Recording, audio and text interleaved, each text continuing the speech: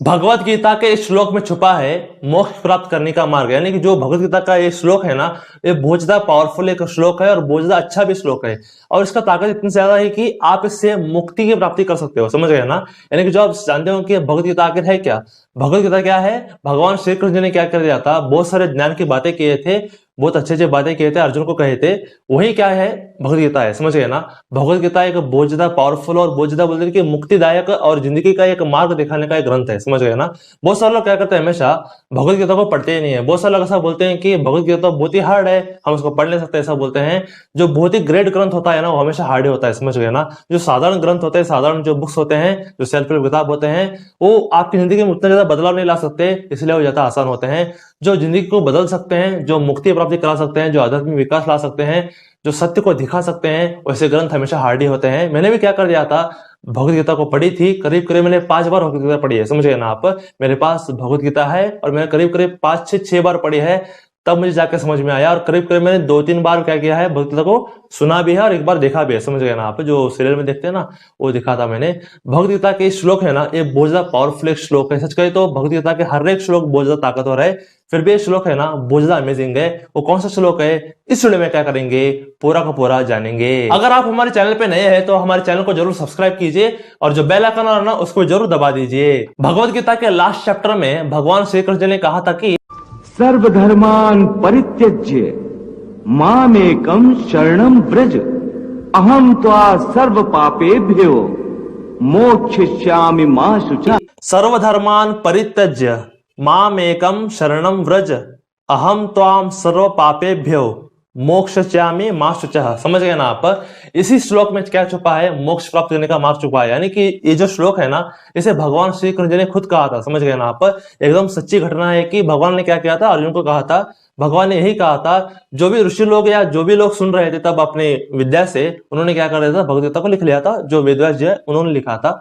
जो इसमें क्या कर रहे हैं भगवान, इसको थोड़ा सा समझने की कोशिश कीजिए कि भगवान ने कहा था कि सब धर्मों के भेद भुला के एक मेरा शरणागत हो जा। मैं हर पाप से मुक्ति दूंगा, शोक न कर मेरी भक्ति में खो जा। समस्त प्रकार के धर्मों का परित्याग करो और मेरी शरण में आ जाओ, मैं समस्त पापों से तुम्हारा उद्धार कर दूंगा, डरो मत। समझ गए ना आप। यहाँ पे भगवान क्या कह रहे हैं, सब धर्म परित्याग करने का मतलब क्या है कि आप हिंदू मुस्लिम, ऐसा बिल्कुल नहीं है। जो हमारे हिंदू धर्म है ना, उसमें क्या है, बहुत सारे नियम है ना, बहुत सारे मान्यता है, बहुत सारे गोंदल करने वाली, बहुत सारे कंफ्यूज करने वाली नियम है।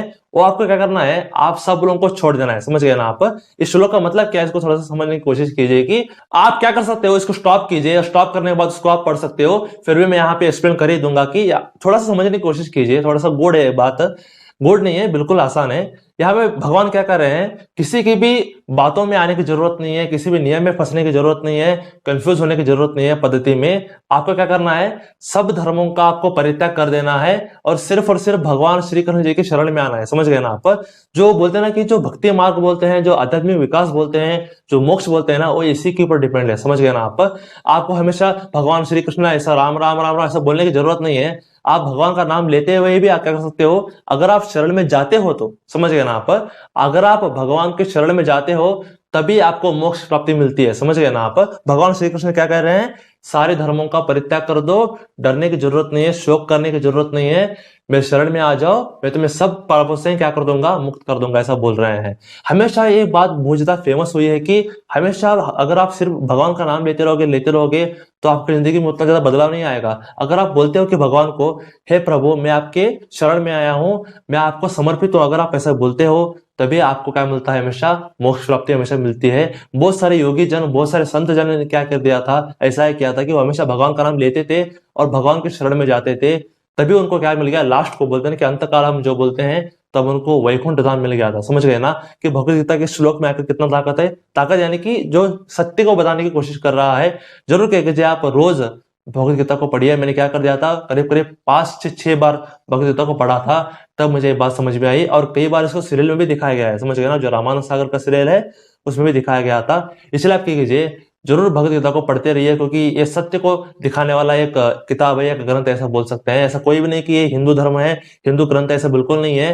ये सिर्फ जीवन का मार्ग दिखाने वाला, सत्य दिखाने वाला एक ग्रंथ है। जरूर क्या कीजिए, आप इसे पढ़िए। तो आपको हमारा वीडियो कैसा लगा? मुझे पता है कि आपको बहुत ही मस्त लगा होगा।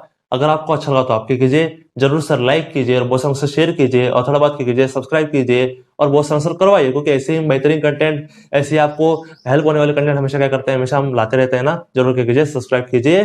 तो stay bliss, stay awesome and go self made.